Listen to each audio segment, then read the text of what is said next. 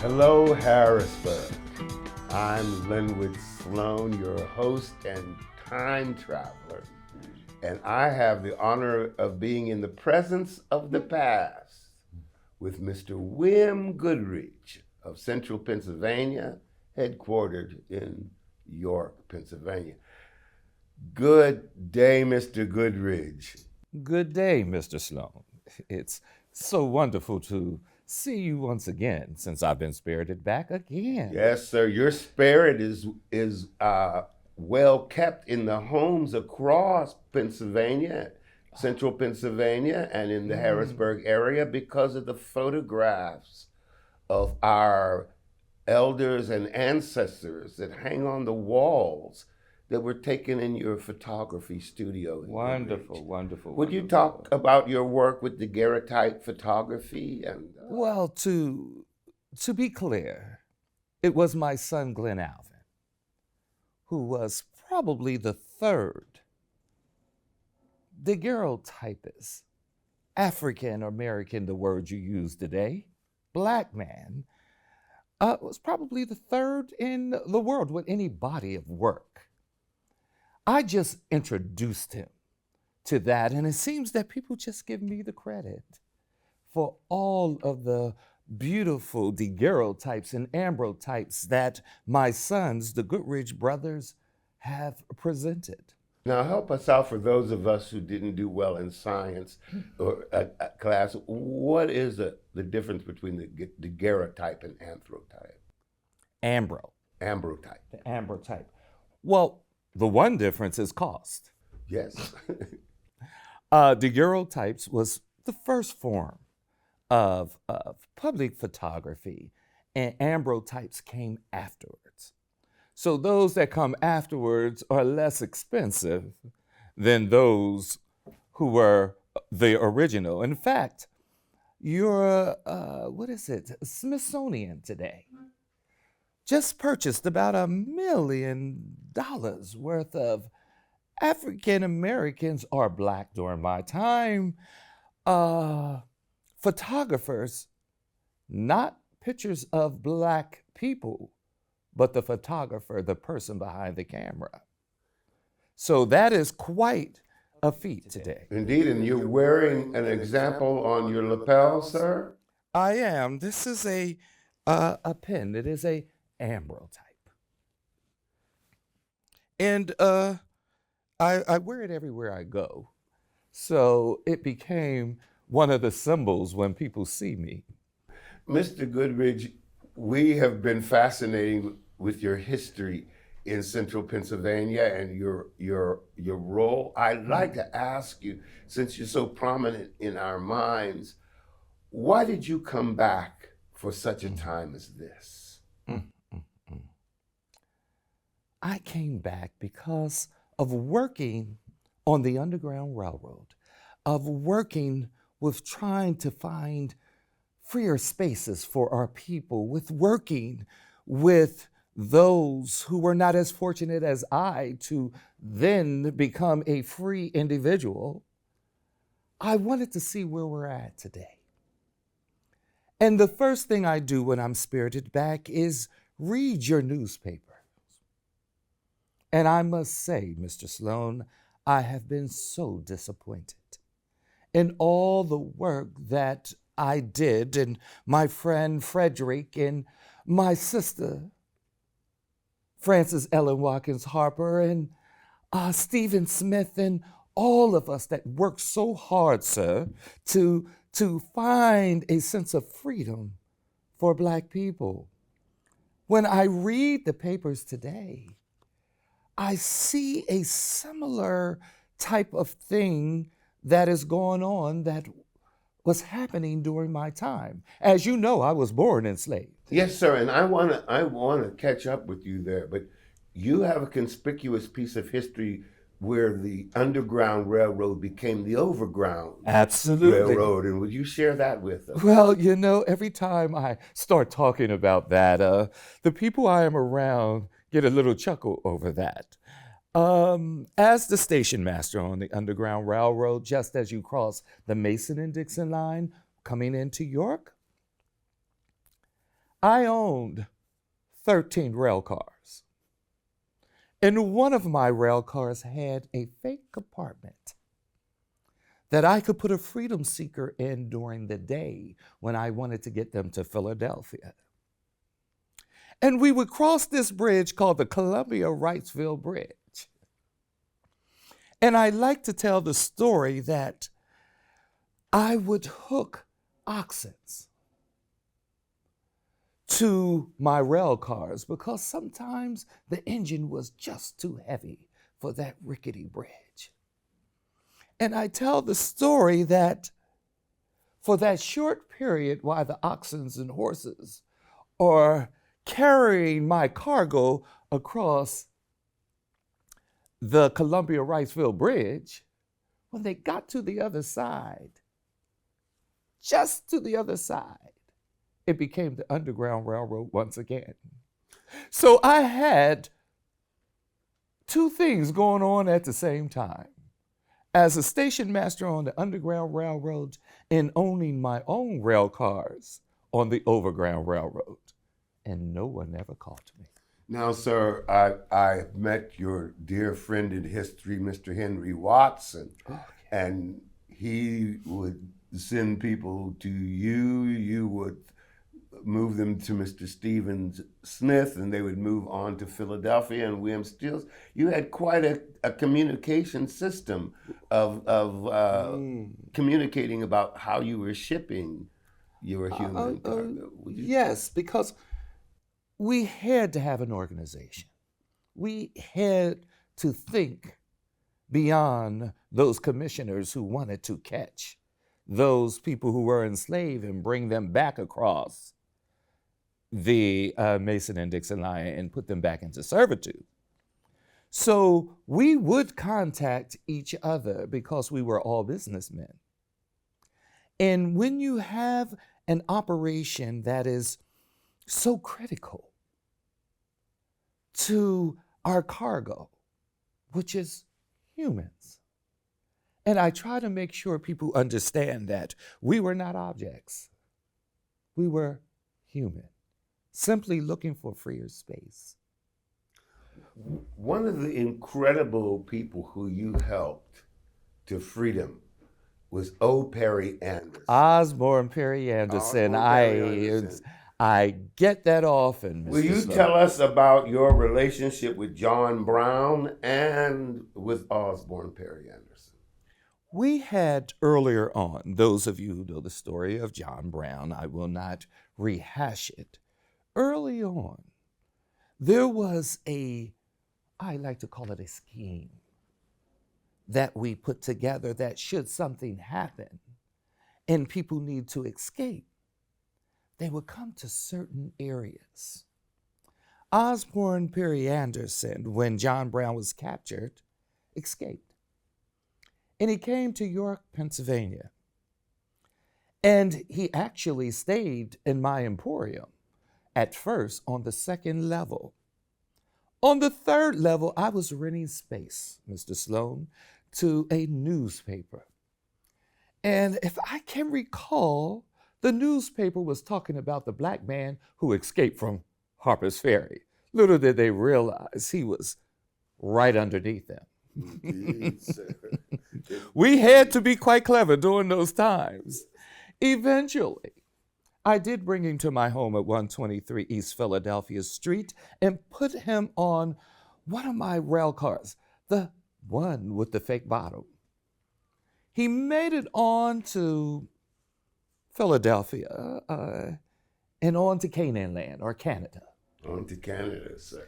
And the only way the people of the day actually knew the work that I was doing on the Underground Railroad was because of Osborne Perry Anderson. In his memoirs, he talked about the black man in York who owned the tallest building. And by the way, I did own the tallest building in York. 3 stories? Sir, it was 4.5 to 5 stories tall. Indeed. He told everything in his memoirs about me being a barber. And do you know, Mr. Sloan, recently I was spirited back I told a group of men that I was a barber. And they just chuckled. They said, "Oh my, we are barbers also." And I said, "Well, during my time, that would have been one of the number one businesses for a freed black man." And they said, Mr. Goodridge, that is the number one business today. For black men today. And I sir. just couldn't believe all of that. And you know, my daughter, Mary, she owned what they consider today a salon. And they also said to me, they said, "Have you ever heard of, what is her name? Oh, she was one of the first. Everyone talks about her. Madam C.J. Oh, Madam Walker." C.J. Walker. Yes. And I had to give them a tidbit of news. My daughter, Madam Nicholas, predated Madam C.J. Walker. They get a chuckle, this chuckle about all the information that I can give them. In fact, many of the abolitionists and conductors, William Stills of Philadelphia was a barber. Stephen Smith of Columbia was a barber. Henry Watson of Chambersburg. Yes. John Peck of Carlisle was a barber. And so I like to call it the first fraternity. The first because many of us who worked on the Underground Railroad, who were abolitionists, were barbers. Indeed, sir. Now, because of the many memoirs and newspapers, we know that you were a prominent figure in the celebrations during the passage of the 1870 15th Amendment. What was your thought, sir, as a Pennsylvanian and a man born into slavery? Well, sir, when I think of the 15th Amendment, that did give us, black freedmen, the right to vote, I thought we have passed a new medium. We have went from earth to heaven. But now when I look at how those things are being brought forth once again, I question all the work we did. The mere fact that many of us didn't make it to that day. I happened to make it to that day when we got to talk about our own freedom by doing what every individual free person got to do, and that was vote.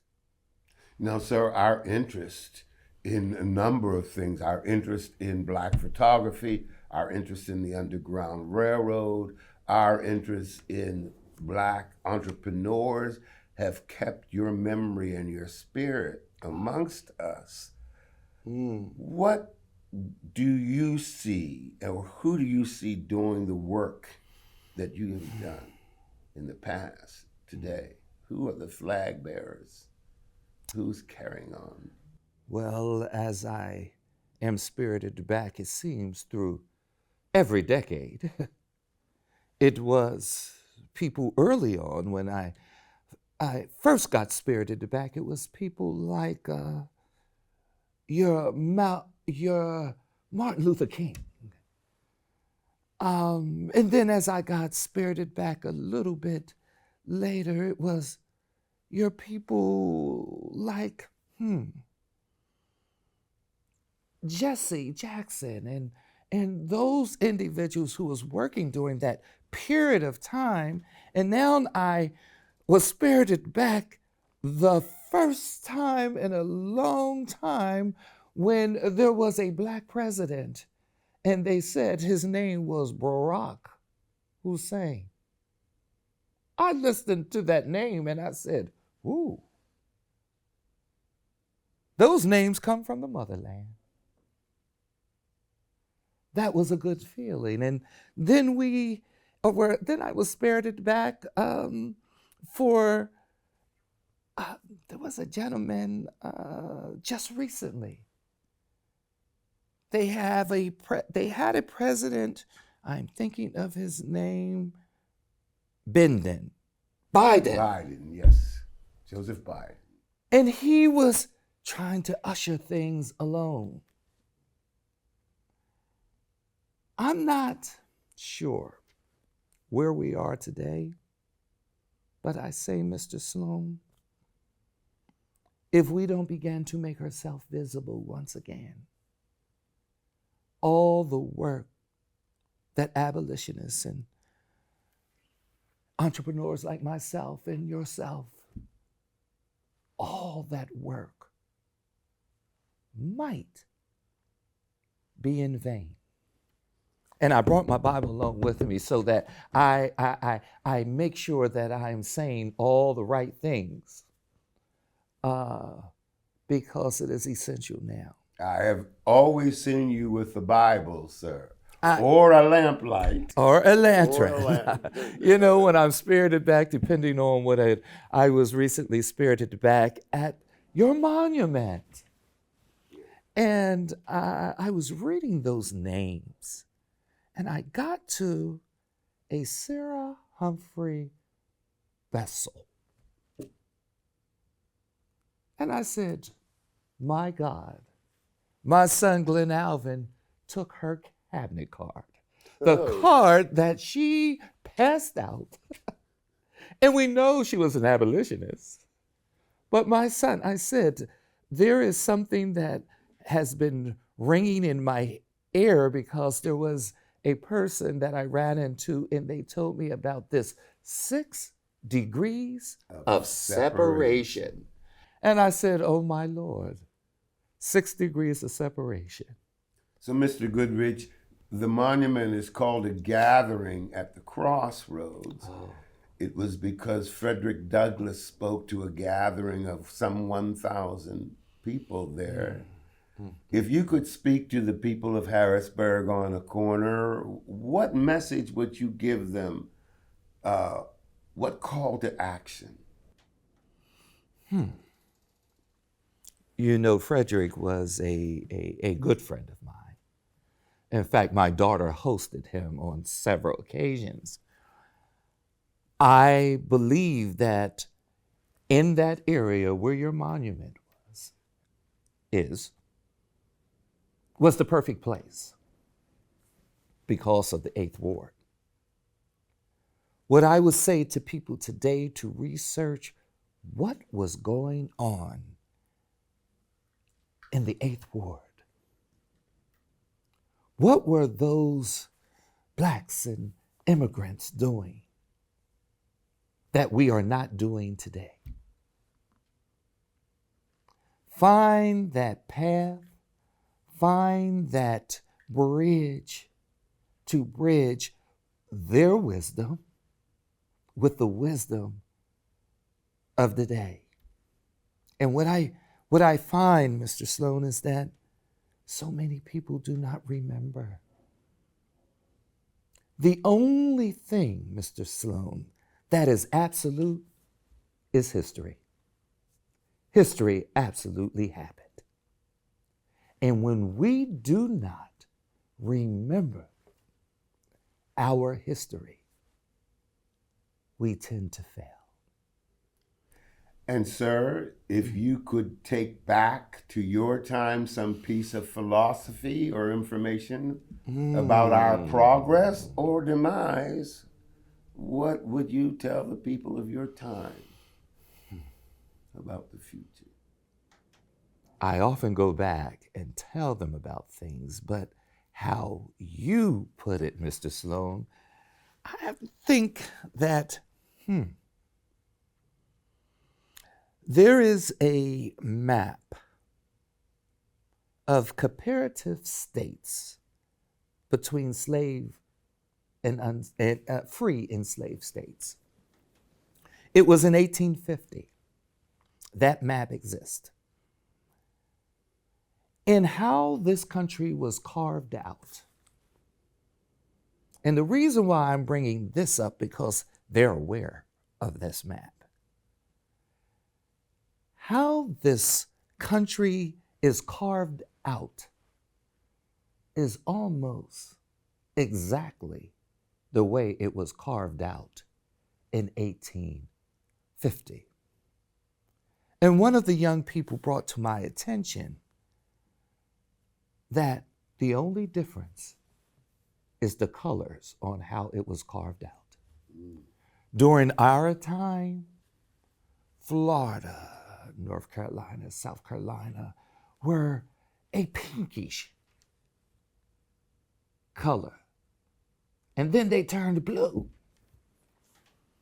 And today they're red. They're red. Yes, sir. And Pennsylvania, where we are today, was a reddish color, the way it's carved out. And now we are blue. Some people said purple recently. But how it is carved out is the same. And I had a young man in his teens say, Mr. Goodridge, we have not changed that much. And I said, with the exception is if it changed back, you know how to change it back because we did it for you. Mr. Goodridge, we are at Channel 20 on Chester Way, which is formerly called Walnut Street, and we're just across the street from the Federal Building. Oh my. Where Richard McAllister had his bounty office. Could you talk about that complexity of bounty and also what happened at the courthouse, which actually stood on the site where we are now? You know, it gives me really no joy to talk about Richard McAllister, but being born on the plantation in Fort Hunter, graduating from Dickinson College, and I must say was one of the most notorious slave catchers. His job, or how he viewed his job, was to take as many people, both freedmen, and freedmen, back across the Mason and Dixon line and put them back in servitude. And every time I'm spirited back and I see that Federal Building that was, I guess, across from this area, it makes me wonder, was that by design?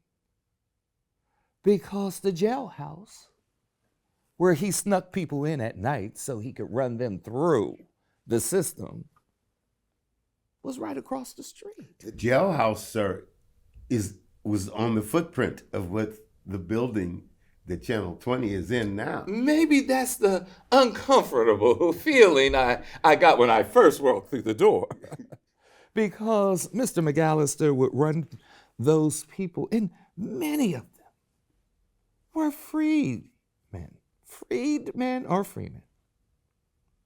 But he didn't matter to him because his thought pattern is as many people as I can hear. I will become the most important person, and then perhaps the president will give me a cabinet job or a secretary job.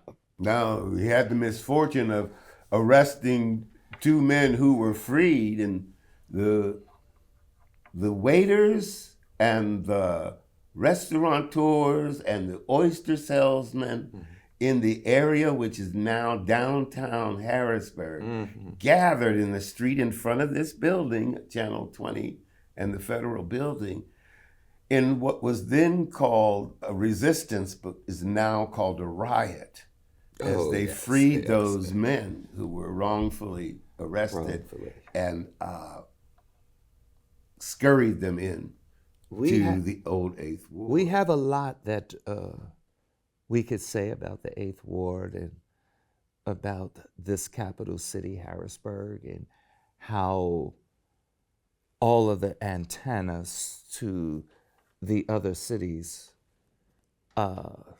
become this melting area called, what is it, South Central Pennsylvania? Yes, sir. But McAllister is one that we need not ever forget. And the tension of the events that McAllister stirred caused a resistance movement in Harrisburg at the time and forged the identity of what would become the color convention. Maybe I'll take that back. Maybe it was a good thing that he did the things that he did, not for the individuals, but for the greater good of this region. And I wanted to bring your attention to that story, sir, because it's very much like the stories that are appearing in our newspapers now about people who are wrongfully arrested and detained. And And depart. Mr. Sloan, that really does remind me of my good friend Stephen Smith and his wife, Harriet. By them, even in our time, understood that there needed to be a legal fund. So my good friend Stephen and his wife started a legal fund so that those individuals who were freed and taken back and put in servitude could have legal representation. And that's something that I think needs to be explored today. And sir, the blueprint of your Underground Railroad and legal funds is very much like the strategy that we are now using with our immigration crises. I thank you for reminding us that history provides us a blueprint of how to navigate ourselves through current events. Well, Mr. Goodridge, we've been talking about the statue in Harrisburg on the corner of 4th and Walnut Street, but your image is in York also. Would you tell us about the monument? Yes, they decide, and I like to call them sister statues or brother statues. And I call it sister statues because of Frances Ellen Watkins Harper. Frances Harper lived with me for a short period of time. She came in to teach the colored children, and she stayed in my home. But the statue of the likeness of me is also like the statue in on the Capitol, which is the first tableau of African Americans on state capitol ground.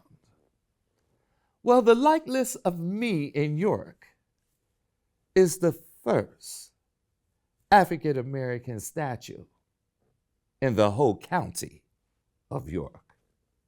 And I love the fact that you can sit on the bench beside you. And sit beside my likeness. And something else that we are doing, similar to what you have done in the capital city, Philadelphia Street. A portion of Philadelphia Street will be renamed, or let me say this correctly, and a name added to it, William Goodridge Way. Now, how familiar does that sound? As we have added Chester Way to Walnut Street. You see how we are still connected and that we are still working as people who want to see change. We were not satellites or outposts. We were connected, interconnected. Sir, I have to end on a happy note because Christmas is my favorite season. I know you had a great deal of input and impact on the way we celebrate Christmas. Yes, I was in Philadelphia one time. I saw this pretty much German way of doing things with this Christmas tree. And I said, as an entrepreneur, I'm going to come bring one back to York. And I brought the tree back. My family and I decorated it. I put it in our parlor. And I have to say, I charged a small fee for people to come and look at it. But I was considered the first to bring a Christmas tree to Little York. And now York's William Goodridge House has quite a tradition We of do, Christmas we do. trees. In the celebration of my family and myself, we have the Festival of Trees. And throughout my home, which is now called a museum or education facility, during that time we have about 35 or 40 decorated trees that people in the community or organizations today will decorate. And for the whole month of December to January the 2nd or 3rd, you could come to my home. I still call it my home, and watch these Christmas trees. And I tell you, it is a joy when I'm spirited back to see the young people look at the trees and all. But remember, even during my time, they looked at my tree and all. Sir, your trees lit up the smiles of children. Yes.